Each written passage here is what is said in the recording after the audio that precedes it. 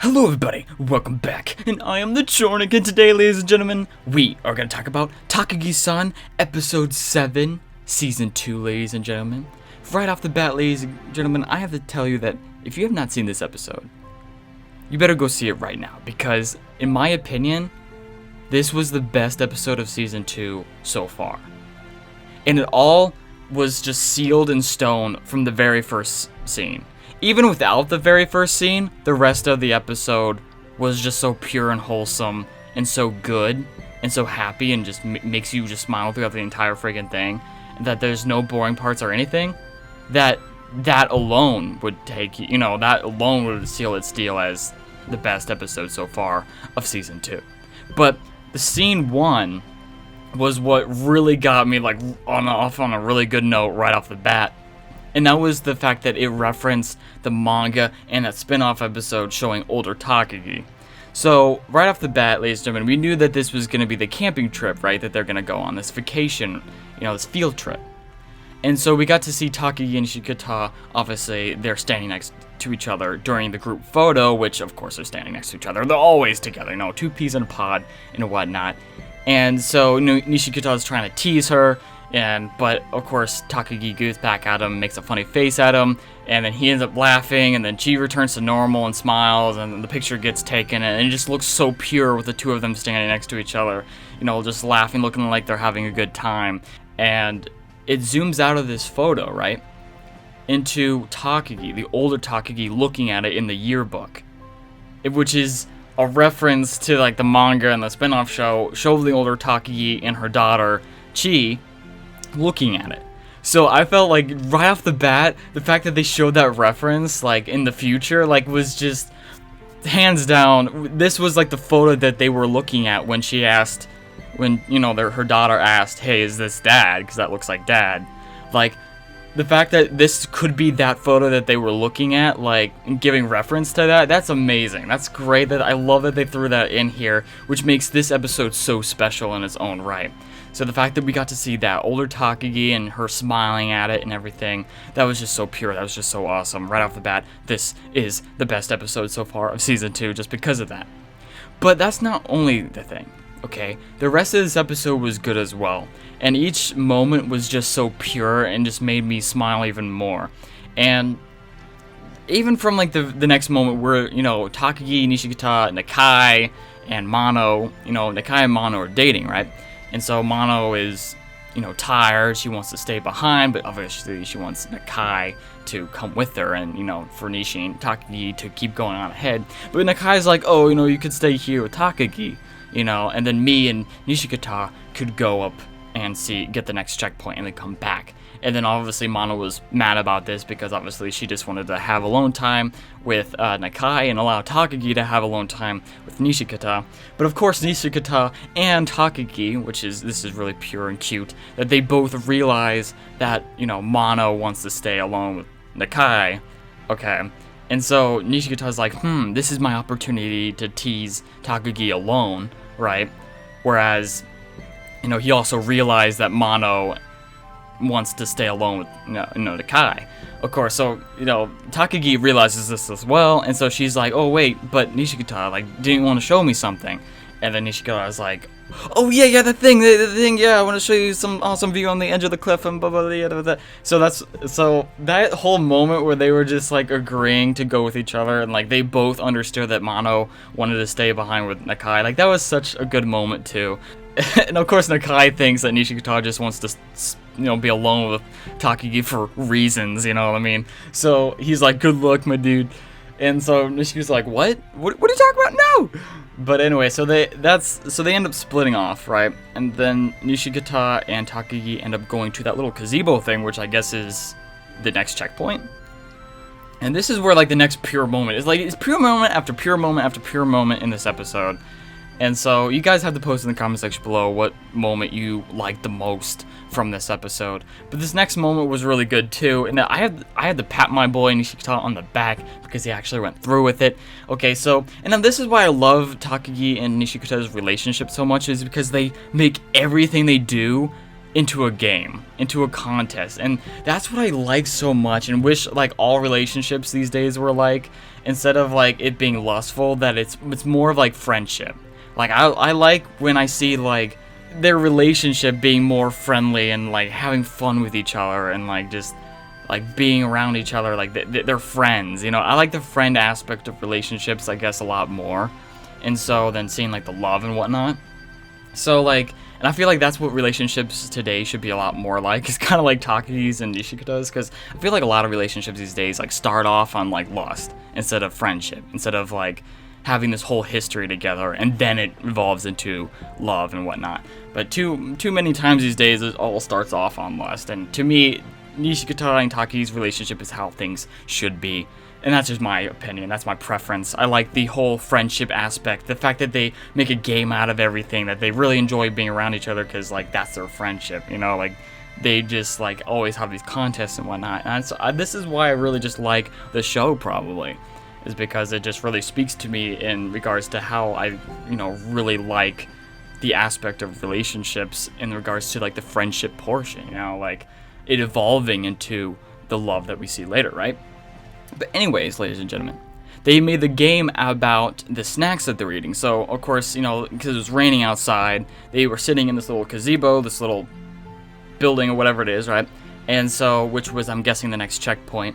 And so, they're going to eat, but of course, you know, they're not going to eat normally. They're going to make a game out of it.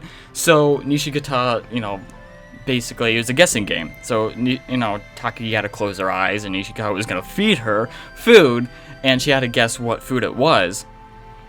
And so, like, this is just a really good moment where Takagi's like, oh, you know, you're going to have to feed me the food, or else, you know, I'm going to know what it is because I'm going to be touching the food. And so, like, it's just a little cute, like, romantic moment where he's, like, feeding her the food. And, like, it just starts, it's just so pure. And, of course, he actually ends up doing it. Of course, he's embarrassed at first, but then he's like, no, shoot, I'm gonna do this. I'm gonna feed her. And, like, I'm so proud of my boy for actually going through with it. I thought he was gonna back off and be too embarrassed to do it that way. But, no, he did it. He actually picked up food and fed it to her. And, of course, right after he did it, you know, she guessed right, of course, because it was, like, the easiest food to guess. But then she's like, oh, can I feed you now? And it was just like a little romantic moment, but it was really, really, really cute and wholesome and pure. And I just really liked that moment in particular as well. But then, ladies and gentlemen, we get to the next moment with the curry, where, you know, the rest of the group, the rest of the people are making food. Okay, and so we got to see a little bit of those three girls, right? You know, forming their bond and whatnot. And the little girl, you know, talking about making her curry with love so that the smart one, right, the smart girl, the tall one, could heal a lot faster. And it was just a little pure moment between the three of them, so I did like that. But then we had the next moment, which we had those two new characters, like the new friend of Nishikata, I forget his name off the top of my head, but then there's that other girl, she has like the pimple, not a pimple, she has like a birthmark, or some freckle on the side of her face. But, I mean, she's cute, though. But anyway, so they have some romantic thing going on between that girl and Nishikata's new friend that was introduced in the season, right? She made food for him, and then he ended up sticking up for her, even though, like, she didn't cook it well. Like, he ended up, like, acting like he was liking it and enjoying it. And so that was, like, a little cute moment, cool moment that we got to see between them. And, of course, like, that was all fine and whatnot. And I guess we could kind of see where that's going to end up going as well. Later into the future, because we're going to see them again later on in this episode. But next, of course, we had like a really solid, good moment in this episode. Like, all these moments are just so good. I could just keep going on forever. But then we have the folk dance, right? And Takagi's like, hey, you know, how about we play a game again? Because, you know, they always play games and contests. So she's like, you know what? You'll win if you just hold my hand. And then obviously Nishi's like, well, you're gonna have to hold my hand during the folk dance, so yeah, I'll win, so I'll do it. Then Takagi's like, well, if we're the last ones to hold hands during the folk dance, then we'll fall in love, because that's like the rumor, you know, that's like the theory or whatever, that if the last person you dance with is the person that you'll fall in love with or whatever, if you have a crush on them. So, and this actually reminded me of the Serena and Ash episode back in X and Y, where they were doing this, like, folk dance. They were, like, dancing and whatnot, and right before Ash and Serena danced, like, right before they touched hands, right before the music stops. And that's exactly what happened in this episode, where like they dance with all these other people. Nishikata is kind of getting jelly because he's seeing, Takagi having fun dancing with all these other guys. And of course, he can't think of anything else but her right now. But right before he's about to grab her hand, right before like they're about to touch or whatever, the music stops. What honestly I loved so much is how both of them looked so bummed out. Both of them just looked so upset that they didn't get to dance.